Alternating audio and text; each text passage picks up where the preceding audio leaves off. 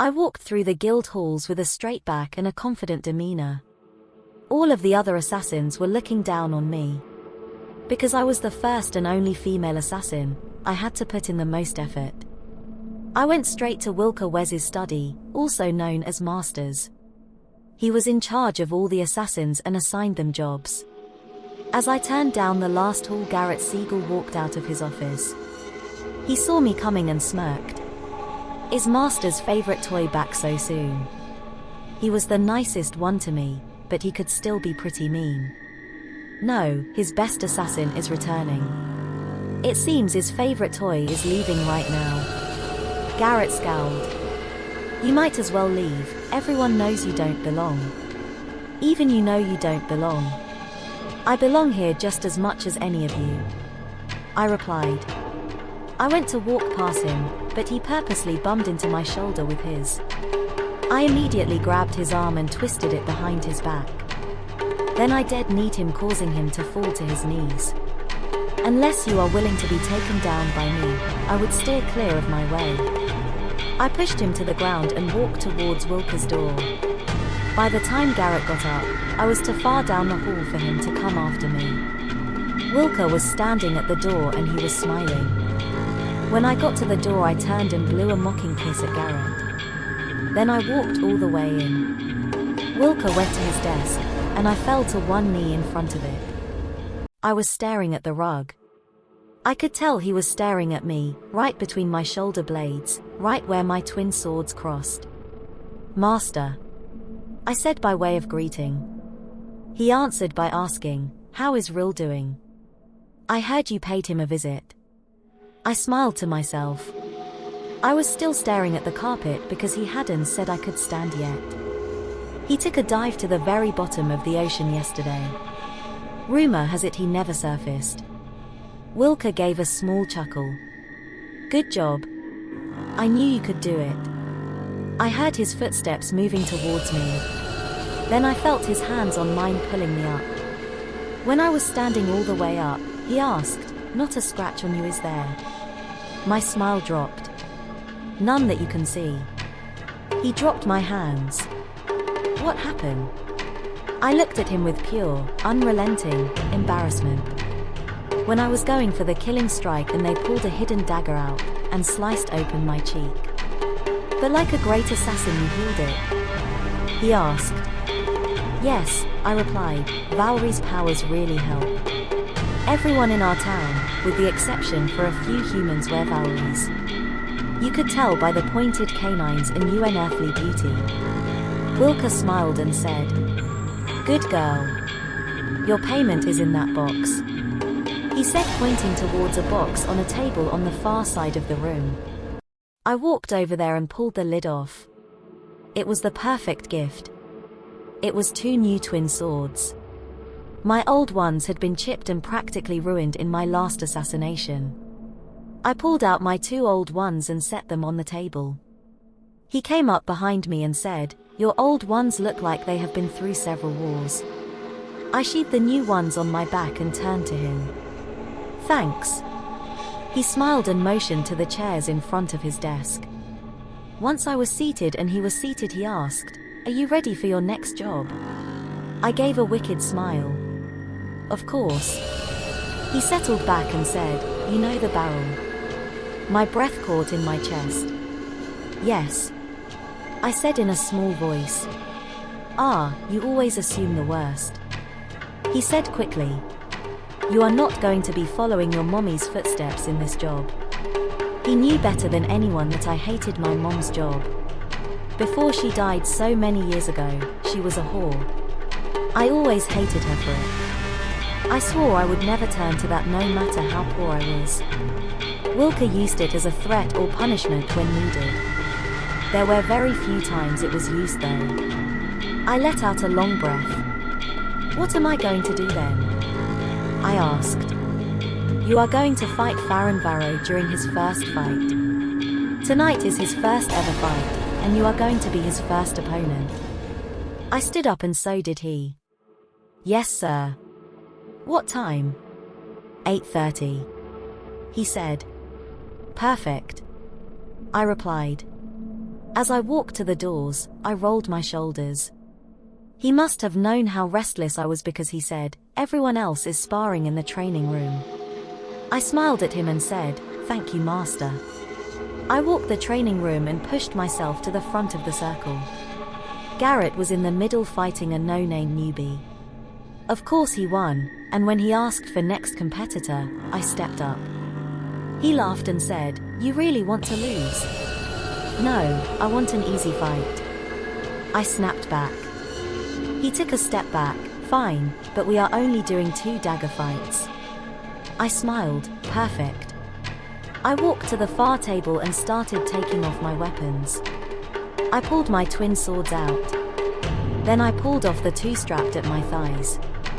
Next I pulled the ones out of my boots, and finally I took the ones at my wrists off. I picked the ones that lived at my wrists to use. The only ones that I didn't take off were the ones that were in the breast pockets. Their handles were made to look like armor. Only a very skilled eye could see them. Garrett happened to be one of these trained eyes. But no smart assassin would take every blade off and only have the ones in their hands on them. Garrett gave them a pointed look but didn't say anything about them. When the fight started, I jumped right at him. This always caught people off guard, because someone my size would never do that move. I nearly got his arm, but he just barely scooted out of the way. We went at each other's throats, constantly keeping the other on guard. But he eventually slipped and I got my dagger at his throat. I dead-kneed him. "Throw your daggers to the side," I ordered. He threw one to each side and raised his hands in surrender. I backed up and he jumped towards his daggers. He scooped them up and they stood up. There was a slow clapping. I looked up at the balcony, and Wilker was standing there. We all fell to one knee in unison. He immediately said, "Everyone up. JC Lancer and Zachary Rinston. You two are up." Zachary was probably the one assassin I couldn't stand, full weapons. Wilker commanded, so I put them all back on, but only used my daggers. We both went to the sparring circle and started fighting. I let him have the first move. He tried to ram me, but I swirled to the left and tripped him. He stumbled but not enough to give me an advantage. After a few more moves I had him on his knees and had a dagger at his throat. "Daggers to the side," I ordered. "Never," he answered. I pushed hard enough to almost break the skin. "Now," I said with a commanding tone. "I will never," he said. Wilker's voice boomed. "JC, stand down." I scowled. "Not until he admits defeat," I growled. I heard footsteps and I felt a hand slap me across the face. I fell back. I taste the coppery tang of blood in my mouth. I heard Wilker yelling, "Zachary, if this were a fight in the streets, you would be dead. When someone has a knife at your throat, you do as they say." "Do I make myself clear?" he asked. "Yes, master," he said. Wilker walked up to me and grabbed me by my shoulder and pulled me into the hall. He grabbed my arms, pushing them into painful VS, and shoved me against the wall. With my training, I easily kept in any signs of discomfort. I could tell all the other assassins were watching from the windows and he knew it too. I was an example. When I tell you to stand down, you stand down. "Are we clear?" he asked. "Yes, master," I mumbled. He pushed my arms higher up and I winced in pain. "What was that?" he asked.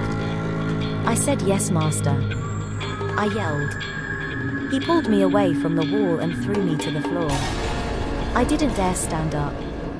If I can't trust one of your 100% cooperation, I will have someone else fight. If I can't trust you, you might as well stay there on the floor like a filthy animal. "Yes, sir," I said. After pausing for a few moments he said, "Get out of here. I will see you at the barrel. The whole clan will be there.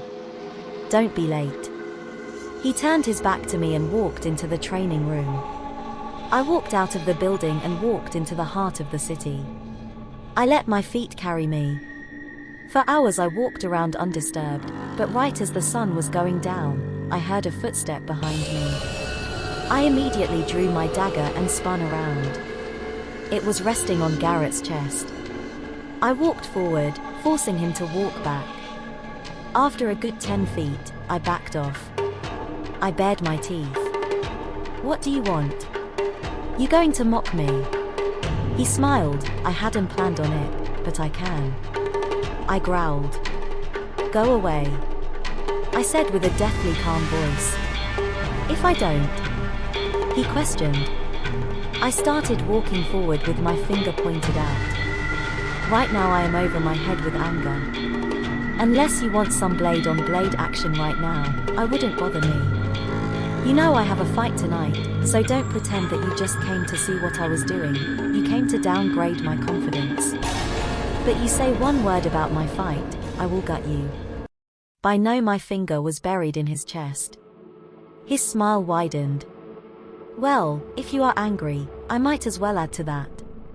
He captured my face with his hands. He pushed a kiss onto my lips. I heard my dagger clatter to the ground. At first I tried to push away, but then I relaxed and stopped struggling. I felt a small amount of power. He was healing my split lip. He pulled back. "Maybe that will make you more angry, maybe less angry. We will see." Then he was gone. I was frozen in shock. Garrett Siegel had just kissed me. I hated him, and now I loathed him. He was the nicest to me, but he still started fights with me and got me into trouble. I sheathed my fallen dagger and ran to my apartment room. I had moved away from the guild long ago. My apartment was at the top of a hotel. It was one of the most expensive in all of Carver. Only Wilker knew where it was. I stayed in my room sharpening blades all day even though I wasn't even allowed to bring them. The fights at the barrel are only fists. No weapons. So I would only have the ones in my breast pockets. After all my blades were sharpened, I got us something to eat. By the time I got to the barrel, it was 8:25. I walked up to Wilker and the first thing he did was grab the front of my arm and pulling me towards him. "What are you playing at, girl? You only have 5 minutes to size up your opponent." I pushed away from him, which is something no one ever did. If you send me away for the day, I will be here on time. But I will be here when I want to. I have plenty of time. I turned and looked towards the far side of the fighting pits, stood Farron Varro. He was talking loudly with his friends. He was trying to intimidate everyone. I looked him over and decided he had no weapons, only him. He didn't even have a hidden dagger on him. When the time to fight came, he jumped into the fighting pit. His dad, Mr. Varro, stood at the edge of the pit. "So, who is going to go against my son for his first fight?" No one stepped up, so I staggered up to him. "I will go up against him." Mr. Varro laughed. "I think you are in the wrong part of the tavern. Try that side." He pointed to the catwalk where whores walked down and waited to get bought for the night. He didn't know how much those words stung, but I turned the hurt into fighting power. Especially when I heard everyone laughing. "No, I am meaning to be here, I need a good fight. So I will warm up with an easy competitor." The laughing stopped. I jumped down into the pit, landing on one knee with my hand on the ground. I slowly stood up for the effect. Farron was standing near the wall with a look of disbelief on his face. "You have got to be kidding." He took a few steps towards me, to where he was in the middle. I shouldn't be fighting her here. I should be in one of the back rooms with her. I gritted my teeth. He turned to his dad. "I am going to demolish her." I walked up to him, grabbed his arm and flipped it. I pulled him over my back and he rolled over. With my leverage I threw him to the ground with his jaw first and he rolled to the far side of the pit. When he stood up, he was rubbing his jaw. He tried to scare me by running at me. Guys his size did this as a scare. But I just grabbed at his elbows, forcing his arms outward. I used the palm of my hand to push his face back. Then I ducked under his arms, pushing him into the wall. I heard the thud of him hitting it and smiled. When he turned towards me, I was leaning against the wall with my arms crossed over my chest. I saw the second he saw me as a real opponent, the change in his eyes. He came running at me and I tripped him. But he immediately jumped up. We started throwing punches. I felt one land on my cheekbone, but didn't let it stop me. I went to duck under a punch, but he tripped me. I fell and I immediately flipped to my back. I meet eyes with Wilker. He made a fist and put it on his knee. The move meant shatter his knee. But I couldn't. I couldn't do something that would cause that much damage. I scrambled backwards. He was walking towards me. I locked eyes with Wilker. He had a stern look on his face. But I wouldn't do it. I felt my back hit the wall. I went to get up, but a hand grabbed my neck and lifted me. He shoved me high up against the wall, to where my breath ran out of me, and my feet weren't touching the ground. I immediately forgot all my training and panicked. This was the one thing I could never pass. I always panicked. My hands were immediately on his and I was kicking and breathing hard. I win. He yelled. I couldn't get air in or out.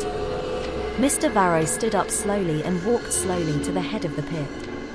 By the time he declared winner, I was about ready to pass out. When his dad called him over, he let me crumble to the floor. I knew this was my break. As soon as Wilker got here, I was going to be dead. I got about 30 seconds of peace before I heard Wilker yelling, "JC. Up here now." I slowly stood up, gulping air.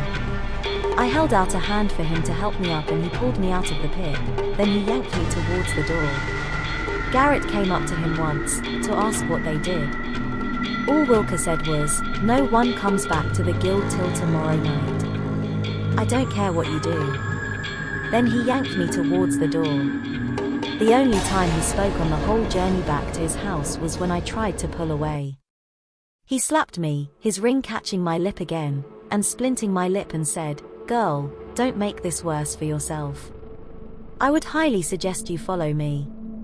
I don't think you want to get into any more trouble. I think you are already in enough." My lip was bleeding hard. When we got to the guild, he threw me onto the floor of the hall. He walked towards his office, and I knew I had to follow. I stood up and walked after him. He sat in his spot and I kneeled before him like I always did. As soon as I did, I knew it was a mistake. He was quiet for a while. "You have failed." He said, "You had a chance, and you wouldn't take it. He grabbed your throat and you panicked. You could have gotten away, yet you didn't. You have humiliated us all. You have humiliated me." I heard his footsteps coming near me.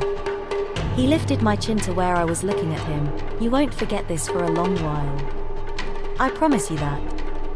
He let go of my head and I looked back down at the ground. Then he left the room. I was tempted to stand up, but I knew I would only be getting myself in more trouble. He had done this before.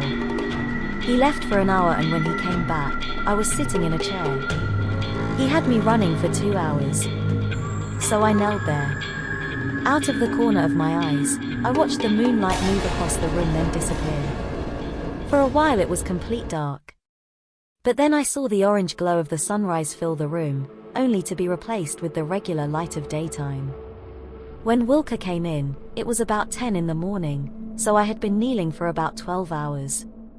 He walked to the front of his desk and leaned against it. After a good 5 minutes he said, "Rise."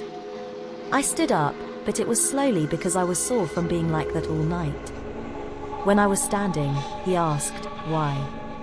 Why did you purposely go against me? Why couldn't you do a simple task? You told me earlier that day I could trust you. You told me that I have your 100% cooperation. If you are on a job for me, you do as I say. Now when your mother gave you to me I trained you as a perfect assassin, and when you turned 16 2 years ago, I let you set your own rules on what you would do. This was true. When I turned 16, he let me pick things I wouldn't and would do.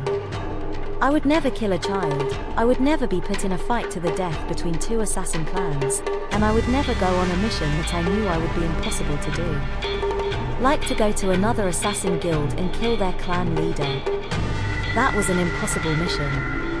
He had always abided by those rules too. But you also said you would give me your 100%. Last night, that was not 100%. Wilker continued.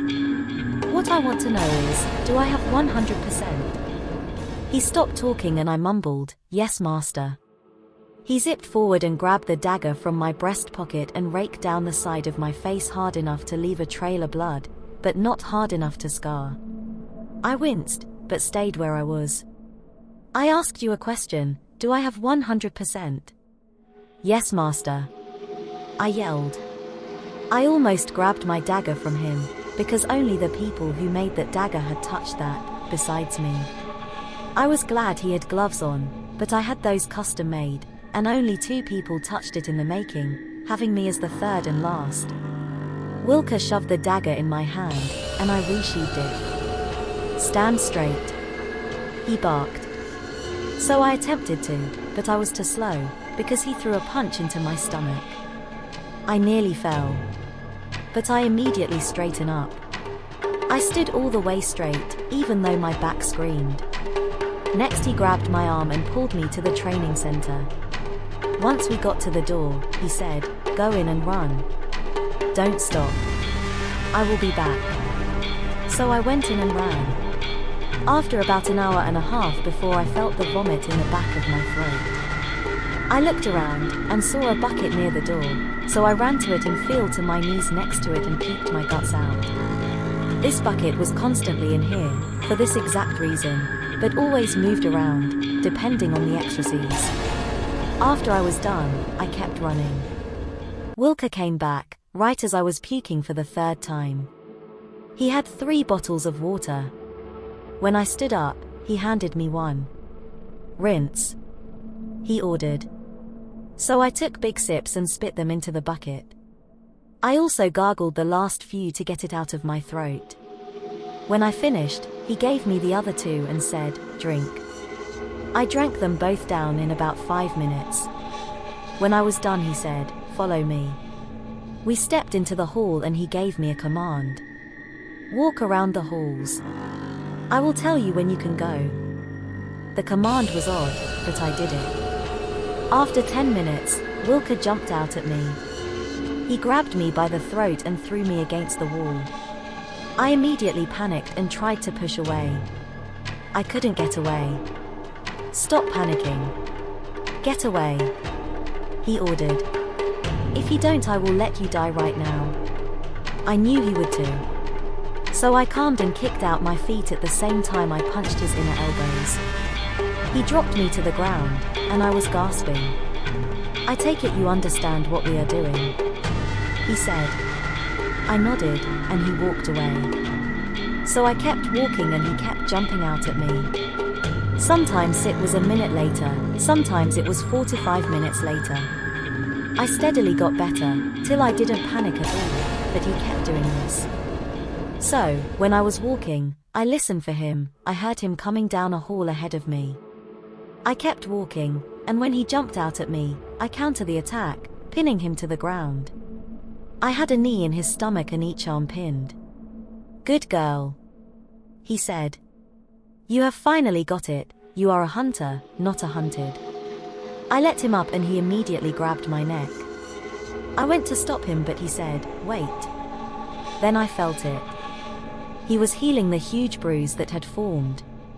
Then he healed the cut on my face. He only left the split lip. He thumb passed over it. A reminder. This whole thing was a reminder. The real lesson will come soon. Now go home, come in the morning. I immediately ran home. I dropped in my bed the second I entered my room. I slept all night and only woke up when my stomach woke me up. I ate a huge meal and went back to sleep.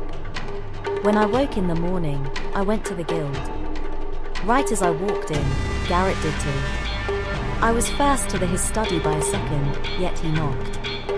I was here first, I said quietly. "To bad," I knocked. He answered, "Come in, you too." We both looked at each other, but he let me go first. We both fell into a kneel. "Rise," he said. We both stood and sat in the chairs that were pulled close to the desk. "I have a mission for the both of you," he said. We both listened. The Rackies are going to ransack a warehouse looking for a known cache of phalazaic, the paralyzing poison. You two will head down there today. Stake out and kill them. We both nodded. He handed Garrett the job folder. A subtle hint that he was leader. "Go and don't come back till they are dead." We both stood and left. Again Garrett let me out the door first. We both walked out the front of the guild and he stopped by a local market and bought a duffel bag. "We are bringing back the phalazaic?" I asked, with a shudder. "Might as well," he said. He opened the folder, read what was needed and kept walking. He lead. On the way to the warehouse, he stopped by a fire and dropped the folder in, making sure it was completely burned before we left. When you get to the warehouse, you nod to each other. "Let's get this party started," I said.